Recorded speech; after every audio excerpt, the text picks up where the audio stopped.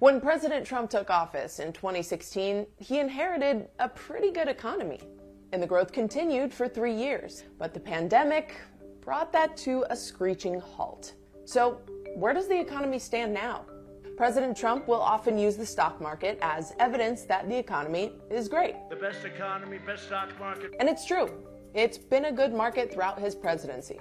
The S&P 500 reached a high in February. Once the pandemic hit, it plummeted. Since then, it's recovered and even surpassed previous highs. But it's important to note that even this solid stock run has not been record-breaking, as Trump often claims. Returns through this point in his presidency have been better than recent presidents Reagan, Carter, and George W. Bush, but not as good as Clinton and Obama. And remember, the stock market is not the economy. So what do other indicators say? If we look at the change in GDP year over year, we can get a sense of economic growth. During Trump's first 3 years in office, the economy grew an average of 2.5% each year. That is a slight improvement over Obama's second term at 2.3% a year. But 2020 will surely drag that number way down. The latest data showed the economy contracted a historically unprecedented 31% in the second quarter due to the pandemic.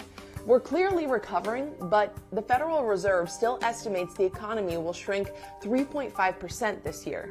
Another indicator is how many jobs were added to the economy.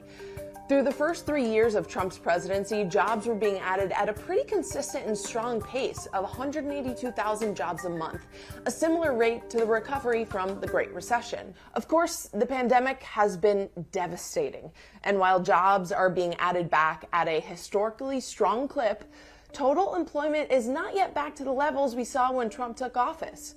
Another way to look at the labor market is unemployment rates. In January 2017, it was 4.7%, and for most of his presidency, it continued on a downward trajectory.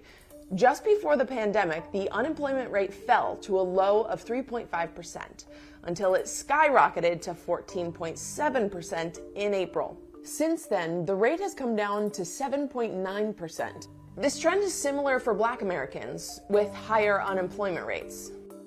One of Trump's big campaign promises in 2016 was reviving American manufacturing. And manufacturing output did see a big boost in 2018 after Trump passed his tax cuts, but it plateaued in 2019. And 2020 has been a disaster. The second quarter has output levels not seen since 2009 during the Great Recession. Employment in the sector has also dropped to levels below when Trump started his presidency.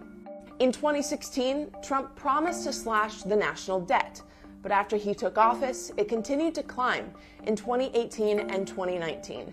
As the federal government grapples with the pandemic response, 2020 is expected to have the highest debt as a share of the economy since World War II.